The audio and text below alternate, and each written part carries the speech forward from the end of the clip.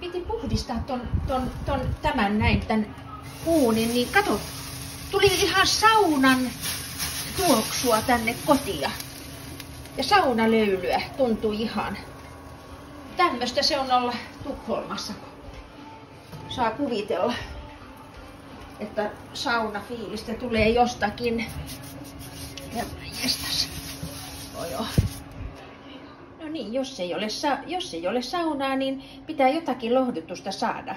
Että tämmöiset suomalaiset korvapuustit, niin ne on kyllä ihan hyvä medisiini, lääke tähän saunasuruun, ettei ole saunaa. Mutta kuitenkin, tiesitkö, että ainakin Vaasassa Pohjanmaalla sanottiin, että tämmöiset korvapuustit, että nimi on tullut siitä, kun sodan aikana äitit seisoi ja leipoi pullia.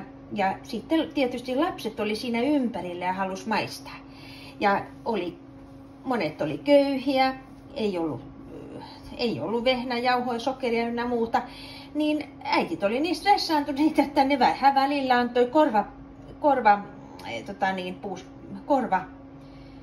otti lapsia korvasta. Ja sitten ne siinä samassa kun ne touhasi siinä, niin ne otti tosta pullastakin ja nipisti noin.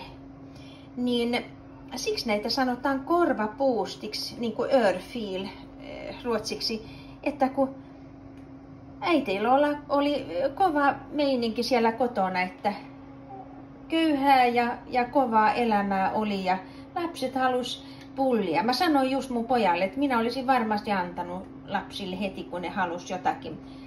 Mutta silloin kun ei ollut, niin ei ollut. Mutta kuitenkin se on vähän niin kuin semmoinen, mun poika sanoi, että hauska niin kuin kuulla sen, miten ainakin Vaasassa sanottiin, että tämä korvapuustin nimi, mistä se tuli. Ruotsissa kanelipullat ja kardemummapullat, ne on semmosia hyvin siistiä, sileitä, tasapainoisia pullia. Suomalaiset on tämmösiä vähän niin ja noin, että se on ihan tämmöistä kyllä erikoista, jos suomalaisilla on se mentaliteetti ja myös pullista näkyy, että on vähän niin ja noin ja ylös alas. Mutta tämä on hyvä tämmönen, tässä nyt on suomeksi tips, siis vinkki, että jos saunaa ja suomea on ikävä, niin korvapuustit ne voi vähän auttaa tilannetta.